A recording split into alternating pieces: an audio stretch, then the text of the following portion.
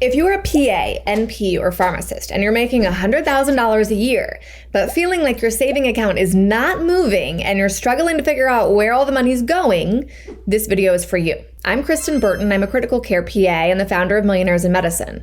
I became a millionaire at 31 through investing in the stock bond market and real estate, and over time have learned some pretty clutch strategies for saving money myself and helping other medical professionals do the same.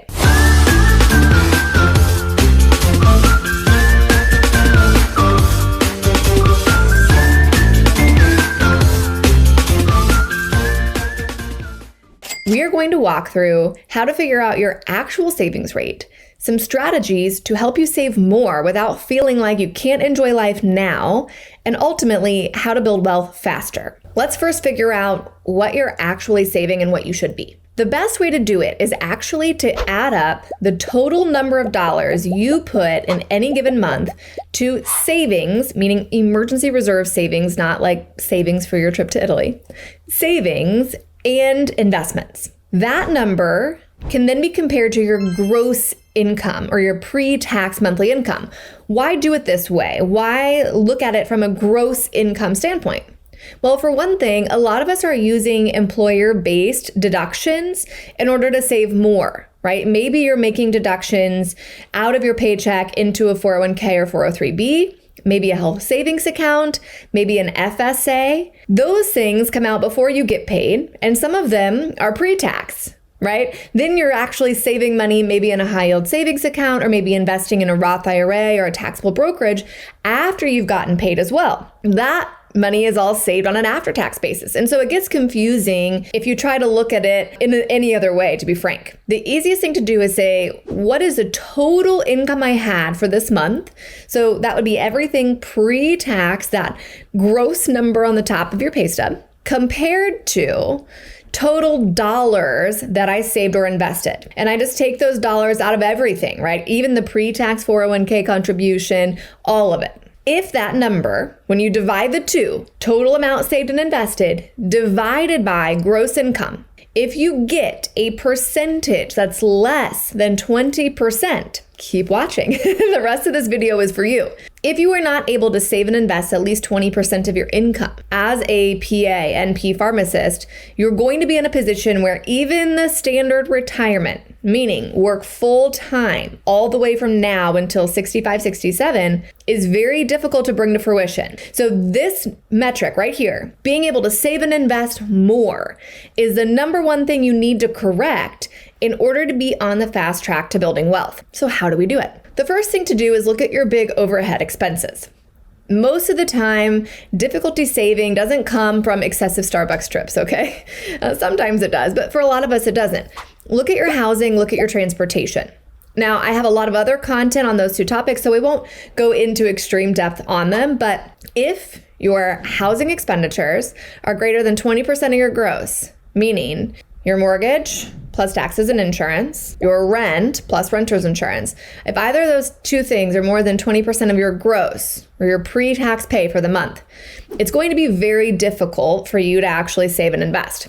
Now, we are living in an environment where rent prices are sky high and the housing market prices have gone way up and interest rates are higher than they were, 4 or 5 years ago. And that combination has made housing really unaffordable, right? Saying that that's not true would be living a delusional life. However, it is very important that you make every single effort to meet this metric, because if you don't, it becomes really hard to navigate the student loan debt, the need to save, the need to invest.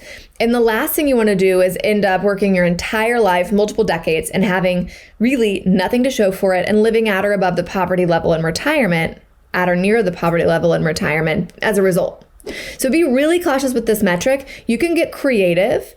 We've had folks buy a house in a high cost of living area like DC, for example, and buy a multifamily and rent one unit out, or buy a house with a basement with its own separate access, and then STR the basement, right? There are strategies, there are ways you can buy a house even in a high cost of living area and keep that metric what it needs to be. But a lot of times it's not the standard, let me go get a medical professional loan and buy a house in San Francisco, right? That's not going to work. You can make it work. But that isn't going to work. So housing is a big thing to look at. The second thing is your transportation. Rule of thumb, all of the car payments in your household should be less than about 8% of take-home pay, 9 to 10% at the absolute most. Cars depreciate in value.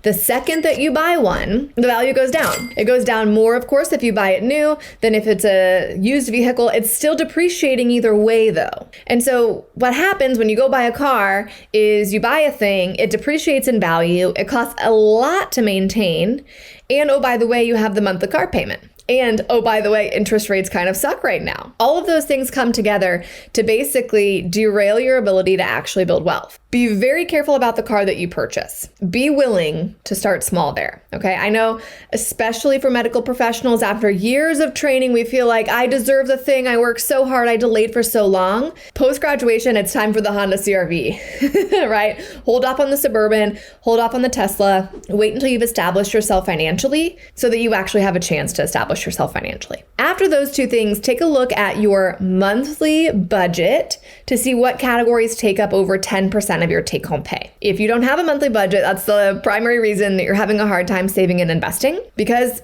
the age-old principle is true: what gets measured gets managed. If you're not actually tracking stuff, it's very difficult to orchestrate where things should go. So once you've tracked, look through and go, where is most of my spending? And don't trick yourself. I've had medical professionals we've worked with in the past who have made a separate budget line item for every single store. It was like Target, this line, and then Amazon, this line, and then Sephora, this line, and then, whatever, Nordstrom, this line. All of the different stores had their own category. It's like, no, you're just shopping, right?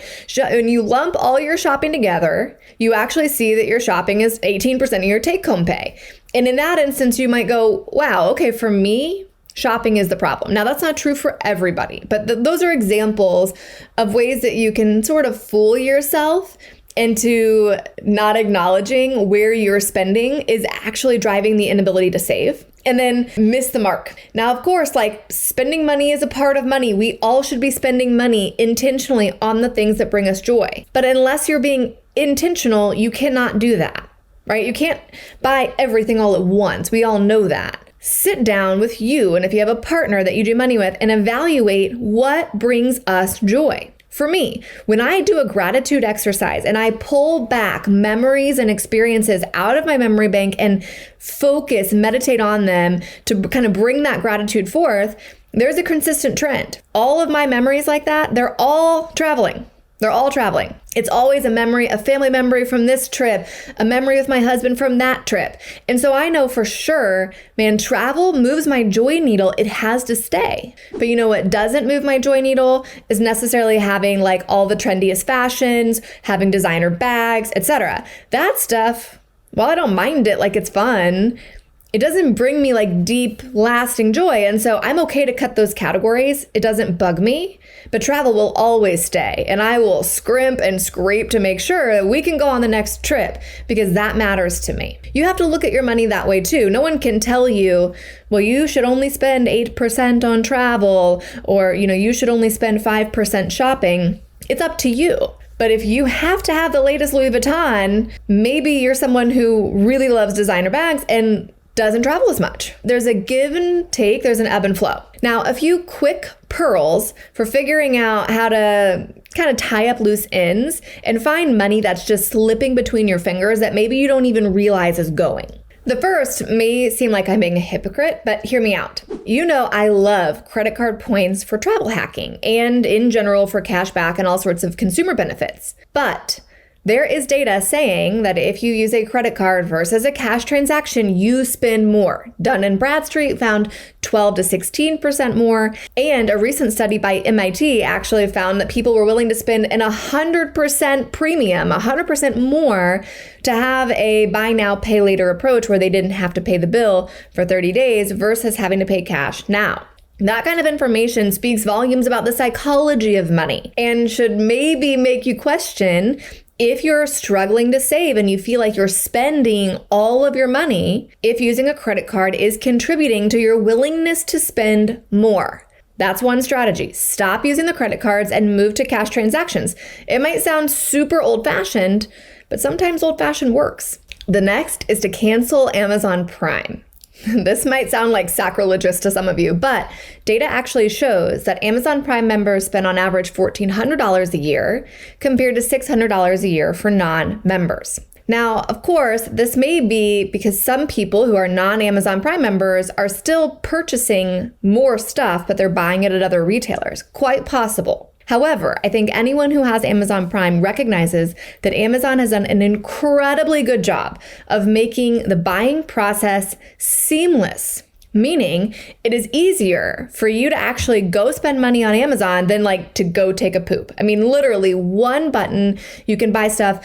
It is insane how easy it is for you to purchase on Amazon. That removes that friction of you having to think through the purchase and feel the pain of the transaction. So if you're struggling with feeling like, where's all the money going? My discretionary spending doesn't feel like it's that high, but when I look at my budget, it's like a lot of money seems to be disappearing into miscellaneous items, household items, clothing. Check your last 90 days of statements and see how much you spent on Amazon. If it is a big number, a number that surprises even you, it may be worthwhile to cancel Amazon Prime for a while and see if that makes a difference in your spending patterns. The next strategy is to stop with the food delivery. Believe it or not, the average DoorDasher spends over $400 a year just in fees, and heavy users of the app will spend $2,500 a year in fees. This might seem crazy to you, but check out this TikToker that actually went viral with a TikTok with almost 1 million views showing how they bought a single milk tea that ended up costing them $23 after 6 additional fees were tacked onto it. Now, if you're one of those people spending $2,500 a year in DoorDash fees, that could have easily converted into $25,000 a year if you drop that into a Roth IRA, sit on it for 30 years and do nothing else. That is a huge missed opportunity cost simply because you didn't pick up your own takeout, right? This one single thing can actually save you quite a bit of money without making major lifestyle shifts. You can still get the takeout, you can still do the Starbucks run, but go get it yourself instead of paying a delivery fee and save tons of money on an annual basis. Once you've plugged the leaks, do the more fun thing and increase your income. Right? You can reduce your expenses to a point, but at the end of the day, the gap between income and expenses that you can save will grow as your income grows if your expenses stay the same. So take a look at your primary job. Make sure you've negotiated maximally to push yourself towards that 75th percentile and above for a specialty, experience, and location. If you're not inside the Millionaires in Medicine Club already, join below. It's totally free, but we've got resources in there to help you maximize the income you get from the clinical work you're already doing. Don't forget all of the high leverage side hustles you can pull in as well, like speaking for pharma, expert witness work, hosting CME, CE, etc. There's so many ways to earn a buck. Don't have the blinders on where all you see is how do I reduce expenses? Make sure you expand the conversation as well into how do I increase income. If you want anything other than working full time from now until 65, 67 in medicine, your savings rate needs to be of the utmost focus for you. This is the key to getting it done. By creating the gap, you have money to build assets, and the assets are what ultimately creates the freedom.